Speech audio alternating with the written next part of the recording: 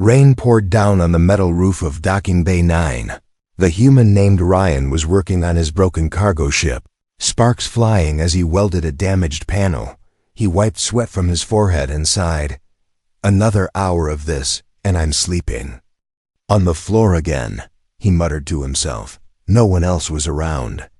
Just the sound of machines and far-off thunder. He liked it quiet, no trouble, no noise, just him and his ship. But that night, something strange happened. He felt it before he saw it, like someone watching him from the shadows. He turned fast, his tool still buzzing in his hand. There she stood, half hidden behind a cargo crate. A girl alien, clearly not human. She had smooth blue skin, large eyes that glowed softly, and wore a torn cloak that dripped water onto the floor. She looked young, but her eyes held something deep. Something scared. For a moment, neither of them spoke. Then she stepped out, holding something tight under her arm. She didn't raise her voice, but every word hit like lightning. "This is your last chance. Human, do it now or never," she said. Ryan stared at her, confused. "What are you talking about?" he asked. The girl looked around nervously, as if someone was chasing her. "Help me," she whispered. "Please." Ryan lowered his tool slowly, unsure if she was a threat or not. "Help you with what?" he said, taking a step forward. She flinched and backed away, clutching the object closer to her chest. "I can't explain here," she said. "They're coming." "Who's coming?" Ryan asked, but she didn't answer. A loud alarm suddenly rang across the bay, red lights flashing as a voice echoed from speakers above. "Warning, security lockdown in effect. All civilians report to safe zones." Ryan's heart began to race. "What did you do?" he asked the girl. She looked terrified. "I didn't mean to," she said. "I just need to leave, please. Help me leave this planet." Ryan wanted to walk away, let security deal with her. But something about her voice, about the fear in her eyes, stopped him before he could think more. Boots slammed against the floor at the far end of the bay. Guards with plasma rifles were entering fast. "There!" one shouted, pointing at them. The alien girl grabbed Ryan's hand and pulled hard. "This way," she cried. He didn't know why he followed, but he did. They ran past cargo boxes and broken engines, slipping into a small hatch behind a storage wall. The hatch led into the maintenance tunnels, dark, wet, and cold. Ryan ducked to avoid hitting his head as they moved through the narrow space. The girl moved quickly, like she knew the way. After 10 minutes, they stopped in a hidden room filled with old pipes and tools. Ryan pulled his hand away, panting. "What is going on?" he said. "Who are you?" She looked at him, breathing hard. "My name is Kayla," she said, "and I'm sorry, but I didn't have a choice." He looked at the object she carried. It was a metal case with alien symbols on it. "What's in the case?" he asked. She hugged it tightly. "Something dangerous," she said, "but also something that can save lives." Ryan shook his head. "You dragged me into this without warning. Now security's after me too," he said. "I know," she said. "I didn't want to, but I had no time." Outside, they could hear the sound of footsteps and voices echoing through the tunnels. "They're still looking for you," he whispered. "For us," she corrected, her eyes meeting his. "I don't even know you," he said. "But I know you," she replied. "I watched your record. I know you fix ships. I know you helped refugees last year. I thought you might help me too." He stared at her, unsure what to believe. "Why would they want to catch you?" he asked. "Because I carry knowledge," she said. "A secret they don't want the galaxy to know." Ryan looked down at the metal case, then at her. He could hear the guards getting closer again. Kala's voice trembled but stayed strong. "You can still walk away, but if you help me, if you trust me, we might save more than just ourselves." The hatch creaked nearby. A beam of light shone through the cracks. Ryan took a deep breath. He had no idea what he was about to get into, but something inside him said this wasn't just some scared girl. It was something bigger, something dangerous, and he had just stepped into it. Asterisk smoke poured from the cracks in the wall. Heavy boots stomped closer, their echo bouncing off the metal walls like thunder. Ryan could barely hear his own breath. Kayla held her hand over the metal case, her other hand gripping the small handle of the vent cover. She turned her head slightly, whispering, "If they find us here, they won't ask questions." He didn't need convincing. She yanked the vent open and slipped inside without hesitation.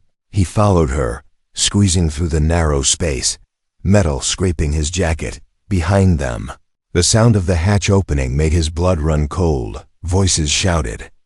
Boots rushed in, but Ryan and the alien girl were already crawling through the old tunnel.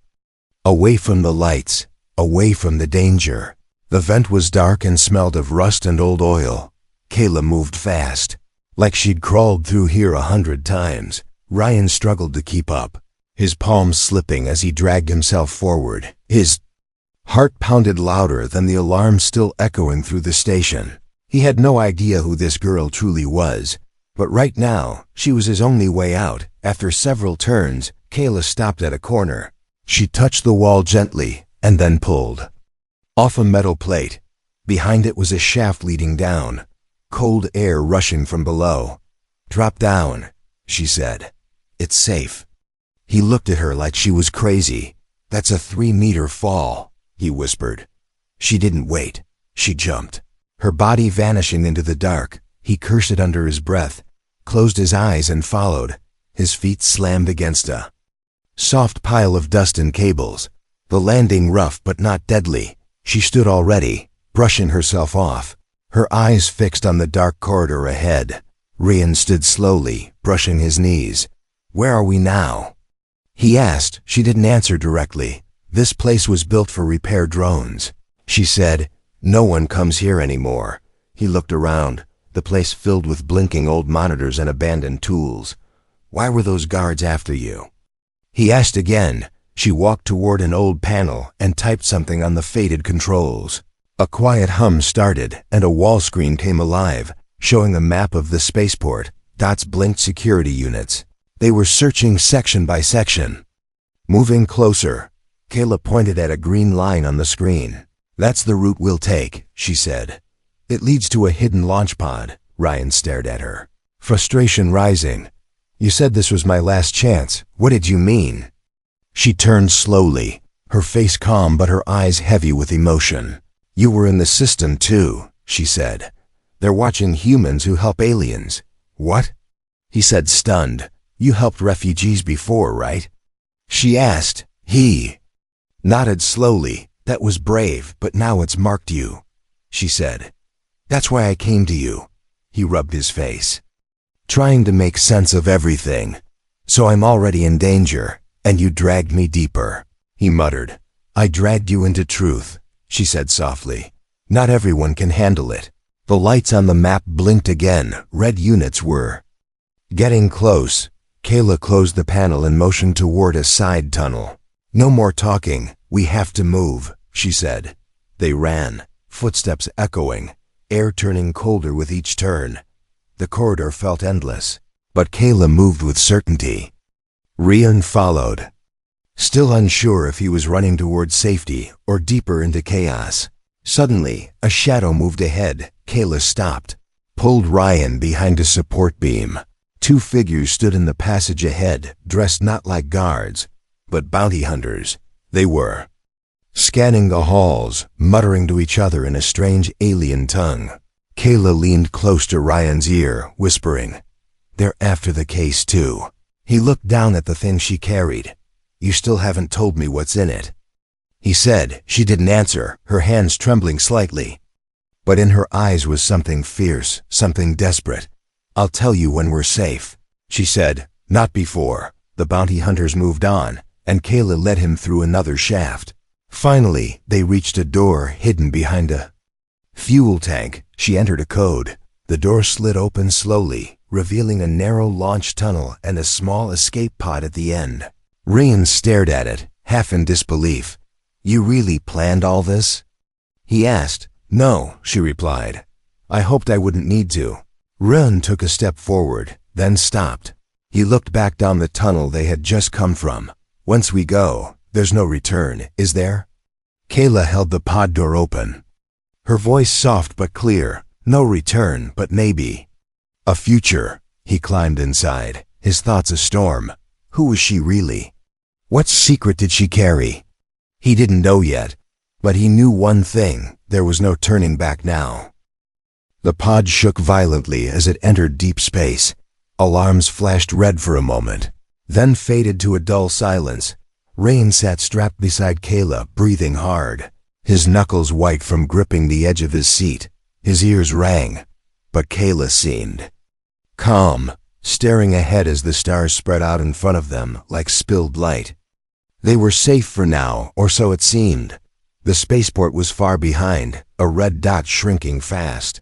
But Ryan could still hear the last words of the security broadcast echoing in his head. Target has escaped through docking pod 7. Pursue immediately. He turned to Kayla, his voice low. You said you'd explain everything when we left orbit. She blinked slowly, as if waking from a deep thought. Then she reached down and placed the metal case gently between them. This is not just a case, she said. It's a signal. Ryan frowned. What kind of signal? Kayla tapped the surface, and it glowed faintly, something only a few can read, and even fewer can understand. The pod's lights dimmed, switching to long-range travel mode. Kayla opened the case carefully, revealing a circular disc with glowing blue lines. It pulsed like a heartbeat, slow but steady. She placed her hand over it, and the lights in the pod flickered. A hologram burst out, a star map, huge and detailed, filling the small space. Stars blinked, planets spun, but one corner blinked red with a countdown timer floating beside it.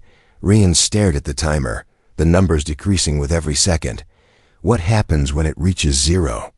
He asked. Kayla looked at him and replied quietly. Everything ends. Ryan stared at her, not sure if she was serious or just trying to scare him. What does that mean? What ends? She pointed at the red zone on the map. There's a hidden facility there, built centuries ago by the old empire. What kind of facility? One that contains truth, evidence of what really happened to my people, and maybe to yours too. She paused before continuing. My ancestors created something, a living code, but they were destroyed before they could use it. Ryan looked back at the case. So this is part of that code? Yes, she said, but I don't have all of it. Then why are people hunting you? Because even this piece is enough to wake something, she whispered. Wake what? I don't know yet. The countdown continued, digits blinking softly. They had less than 4 days. Kayla turned off the projection and closed the case. I need to reach that location before the timer ends. And if you don't? Then whatever they're hiding will stay hidden forever, or worse, be destroyed. Ryan leaned back, staring at the pod ceiling. He had planned to fix his ship, eat some noodles, and maybe sleep early. Now he was sitting beside an alien girl carrying a galaxy-shaking artifact. What do you need me for? He asked finally. I'm not a pilot, she said. And I don't know how to survive on human-controlled planets. But you've lived between both worlds. Ryan rubbed his face and let out a breath. This is madness. Maybe, she replied. But you didn't run away. The pod beeped, pulling them out of silence. Another signal was approaching fast. Ryan looked at the screen and cursed. Pirates, he said. Small ship, fast engine, and no ID. Kayla tightened her grip on the case. They're not just pirates, she said. They're hired hunters. They found us already? They always do. The pirate ship hailed them, a voice crackling through the speaker. Unknown pod, prepare to be boarded. Kayla's voice went cold. They want the disc, not us. And if we don't hand it over, they'll take it from our dead hands. Ryan's eyes scanned the controls, his fingers dancing across buttons. This pod wasn't made for combat, he said. Kayla opened a side panel near her seat and pulled out a small, strange-looking weapon. It hummed softly in her hands, almost like it was alive. You know how to use that? He asked. She nodded, her voice barely above a whisper. It only works when I'm afraid. The pod shook again, this time from a magnetic tether. Locking them in, Ryan looked at Kayla one last time. "Ready?" "No," she said, "but I'm here." The hatch began to open, cold air rushing in. They both stood, side by side, as light from the pirate ship poured inside. Asterisk, the pirate didn't scream. He just fell backward silent, surprised. Kayla lowered the strange weapon, its glow fading quickly. Ryan stared at the man on the floor, unconscious and breathing. "You said that thing only works when you're afraid," he said quietly. Kayla looked at him, her hands still trembling. "I was," she whispered, terrified. Another pirate shouted from the other side of the boarding ramp. Ryan grabbed the man's weapon and fired without aiming, sending the others ducking for cover. Kayla used the moment to seal the hatch again, punching the controls fast. "Let's move," she yelled. The pod disconnected from the magnetic tether and sped off with a jolt. The pirates fired after them, but the pod vanished into the asteroid belt nearby. For now, they were hidden. Ryan's hands shook as he sat back in the pilot's chair. "That was too close," he said. Kayla sat beside him, staring at the stars through the cracked screen. "They'll come again," she said. "Next time stronger, faster." He glanced at her, his jaw tight. "Then start talking," he said. "Tell me something real, anything." Kayla didn't speak right away. Instead, she reached into her coat and pulled out something small, a photo, faded and bent at the corners. It showed a young human man holding a child with soft blue skin, smiling, laughing. Kayla looked down at it. "That's me," she said. "And the man is my father, Ryan." Blinked, confused. "But he's human." Kayla nodded slowly. "He was," she said, "until he disappeared." Ryan leaned closer, staring at the photo. "When was this taken?" 16 years ago, she said. "On a colony called Ethra-9." He frowned. "That colony vanished, didn't it? They said it was destroyed in a mining accident. That's the official story," she said, her voice heavy with pain.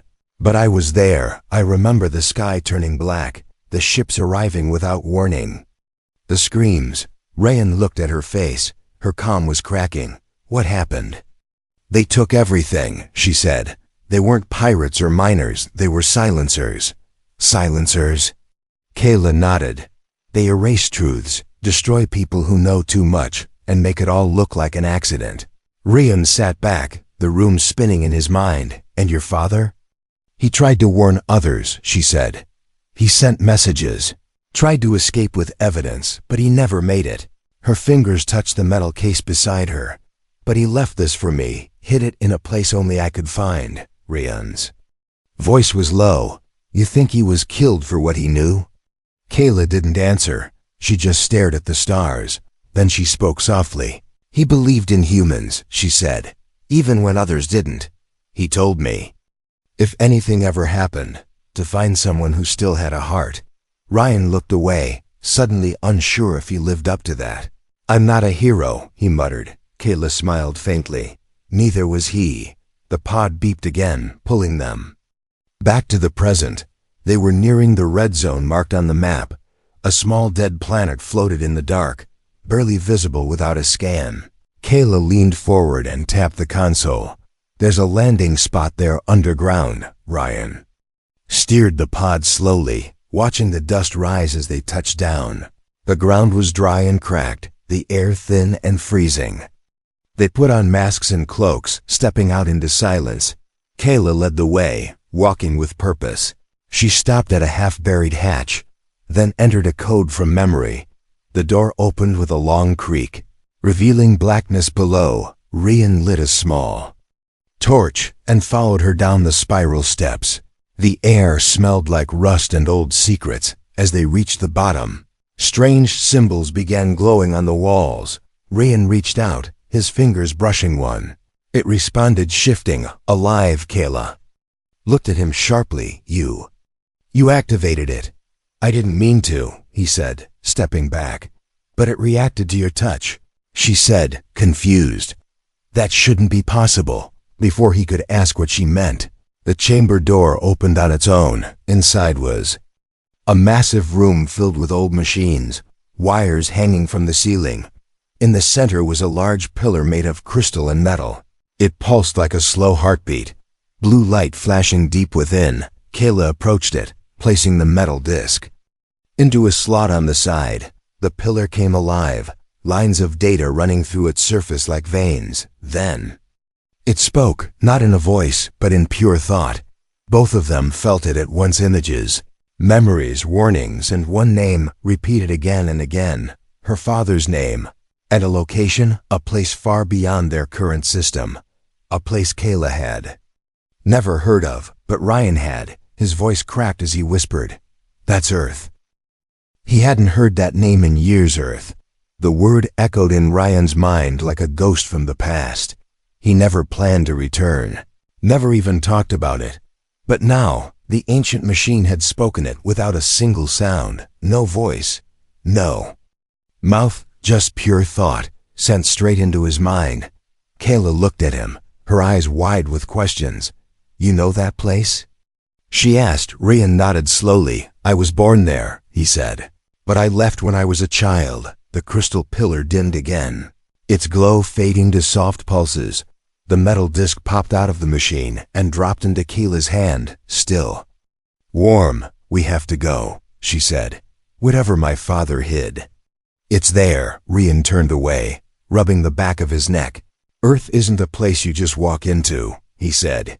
"It's guarded, secretive, full of rules and closed borders." Kayla held the disc tightly. "My father believed in it," she said. "He wanted me to go there." Ryan didn't answer right away. He stared at the empty chamber, thinking. Outside, the wind howled across the dead surface of the planet. Their pod sat waiting in silence, like a metal coffin under a dusty sky. But something had changed. While they were inside the ruins, someone had found them. A small drone hovered above, its red eye flashing as it scanned the landing site. Ryan saw it first and pulled Kayla down behind a rock. "Too late," he whispered. "They found us again." Kayla's face turned pale. "How?" "That signal from the machine must have been picked up," he said. "They followed the noise." The drone blinked twice, then shot upward into the clouds. "They're sending coordinates," Ryan said. "We've got minutes, maybe less."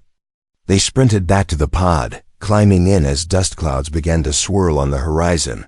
Kayla buckled in fast, clutching the disc as if it were her heart.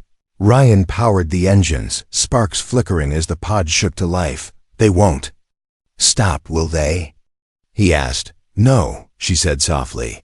"Not until they kill us or take the truth." As they broke through the atmosphere, a large ship appeared ahead, black and silent, shaped like a dagger. Ryan swore under his breath. "That's a warship." Kayla looked out the window, her voice calm. "Not just any warship. That's from the Silencer fleet." Ryan slammed the controls hard, turning the pod sharply. "They'll blow us out of the sky," he said. "We don't have weapons strong enough to fight." Kayla reached into her coat again, pulling out a second small device. "This," she said, "can cloak us for a short time."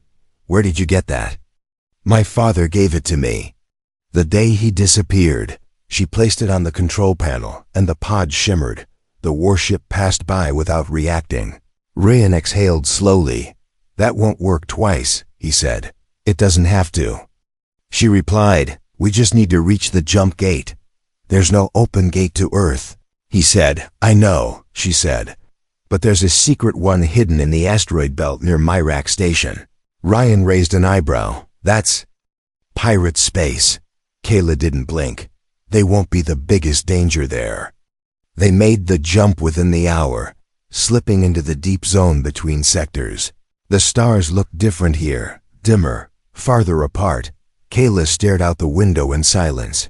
Lost in thought, Ryan glanced at her, then finally asked, "What's really on Earth, Kayla?" She held the disc in her lap and spoke without looking at him. "Not just information," she said. "Not just memories." "Then what?" "Something my father called the key." "A weapon?" "No," she said. "Something older than weapons, something that can wake minds, change systems, rewrite everything." Ryan didn't like the sound of that. "Why didn't your father use it himself?" He said he wasn't ready, she replied. He said only someone who has lived as both alien and human can unlock it fully. Ryan blinked. And you think that's you? Kayla turned and looked at him, her voice quiet but steady. No, she said. I think it's you. The pod entered Myrax space, and red warnings lit up the screen. 3 ships approached from the dark, no lights, no ID, moving fast. Kayla stood slowly and whispered, "They're not here to talk." Ryan nodded, locking the pod's controls and preparing the emergency protocols. As the ships closed in, the last thing he heard was Kayla's voice. "Whatever happens next, remember, Earth is the only place that can change what's come." The pod was spinning, not from damage but from something else. Gravity had twisted. The controls had gone dark, and outside the window, the stars weren't still. They were moving like waves, pulsing like they were alive. Ryan's vision blurred as he tried to steady the pod. Kayla was still upright, calm in a way that felt wrong. Her eyes were open, glowing faintly, and she was whispering in a language he couldn't understand. He shouted her name, but she didn't respond. The disc in her lap was floating, now hovering just above her legs, humming louder and louder. "What is happening?" Ryan gasped, pressing buttons that didn't work anymore. The emergency lights flickered, then went black, then silence. Everything stopped. The pod froze in place.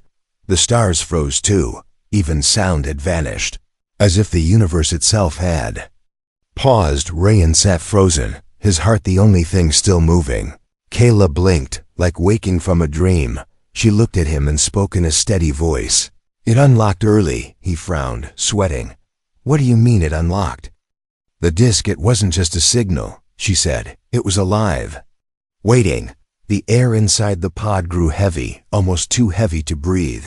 Kayla stood up slowly, her skin glowing brighter now, the marks on her hands shining like veins of light. "I didn't know it would react like this," she whispered. "But it chose you." Ryan tried to rise, but his legs were numb. He looked down and saw a faint glow moving up his arms. "What is this?" he asked, panic rising in his chest. "Connection," she said. "It's reading you now." "For what?" "To see if you are the one who can carry it."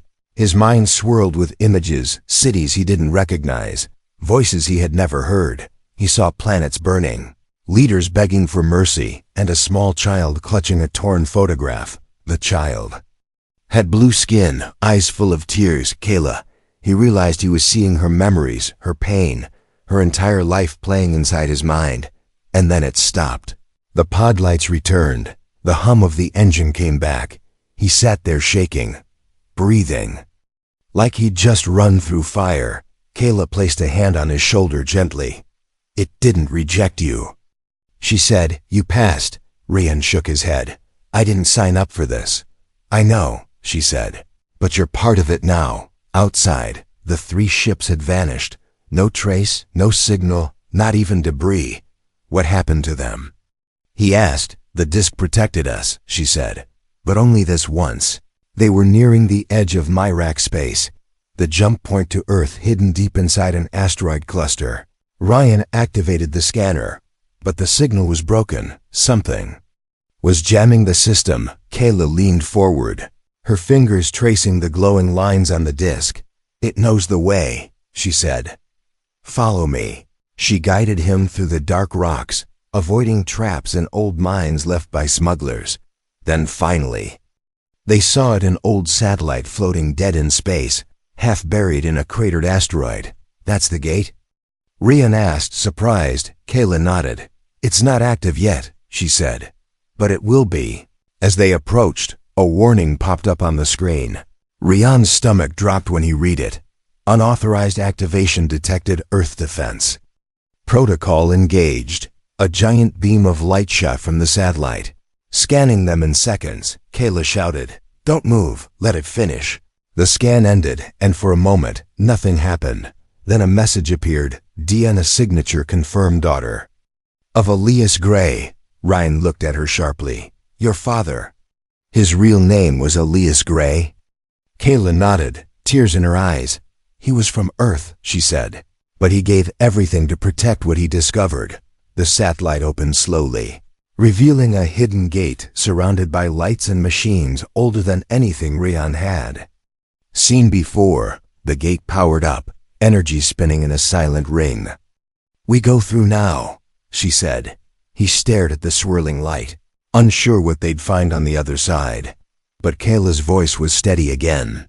"If we don't reach Earth now, the truth dies." Ryan looked at the gate, then back at her. The disk hovered again, glowing brighter than ever before, and somewhere deep inside him, he heard the same words she had said at the beginning. "This is your last chance, human, do it now or never." The stars behind them vanished the moment they entered the gate.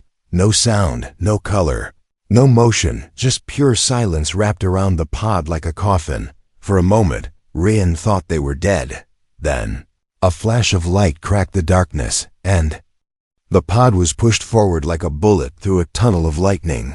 Kayla gripped the edge of her seat, her eyes closed, lips moving silently as if praying to something no one remembered. The disk floated above them again, glowing too bright to look at.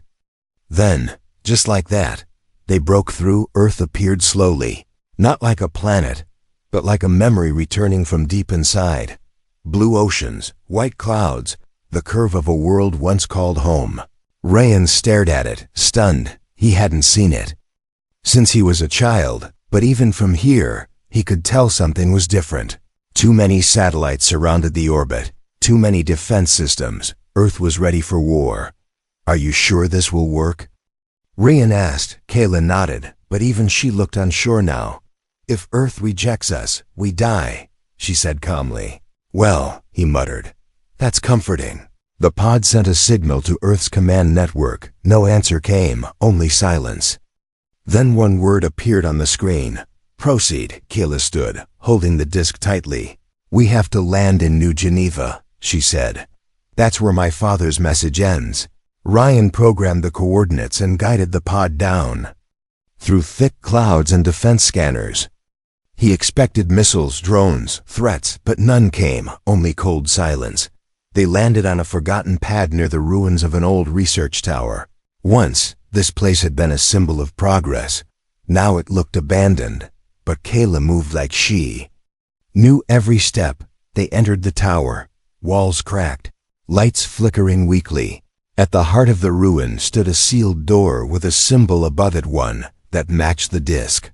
She placed the disk in the center slot, and the door opened without a sound. Behind it was a chamber filled with floating memory crystals, old data units, and a single message pod blinking blue. Kayla walked to the pod, hands shaking slightly. She touched it, and the room filled with a voice. It was her father. "If you're hearing this," the voice said, "then my daughter survived." Kayla covered her mouth, tears falling. Ryan stood still, listening as the voice continued. "I found something buried beneath the Earth government's history," Elias Gray said. "Proof that they erased entire civilizations. Not just alien ones, but human ones too." Ryan blinked, shocked. "They wiped the truth to keep power." The voice said, "And I couldn't let that happen again." Kayla touched a panel and the memory pod opened, revealing a second disk, smaller and older. "This holds the full record," she said. "Everything my father died to protect." Suddenly, alarms blared through the tower. Red lights flashed again, just like back on the spaceport. "They found us," Ryan said, pulling her behind a console. But this time, no soldiers came. Only one man entered the chamber, dressed in a black suit with silver markings, an Earth security commander. He raised a hand slowly. "I'm not here to fight," he said. "We've been waiting for her." Kayla stepped forward, clutching both discs. "Then why chase me across half the galaxy?" The man looked at her, eyes tired. "Because there are those in power who fear truth," he said. "But not all of us do." Ryan stood beside her, fists clenched. "What now?" he asked. The commander looked at them, then at the memory crystal. "We take this to the council," he said. "Let the people hear what was buried." Kayla handed over the small disc, but kept the first one close. "This one stays with me," she said firmly. The commander nodded. Ryan looked at Kayla, her quiet strength now shining brighter than ever. She had been hunted, feared, doubted, but she never stopped. Outside, the earth sky slowly turned golden, dawn rising over. World ready to change. Kayla stood at the top of the tower, wind blowing her cloak. Ryan stood beside her, arms crossed. He looked at her and asked, "What happens now?" She smiled, a little shy again. "We speak," she said, "and this time they listen."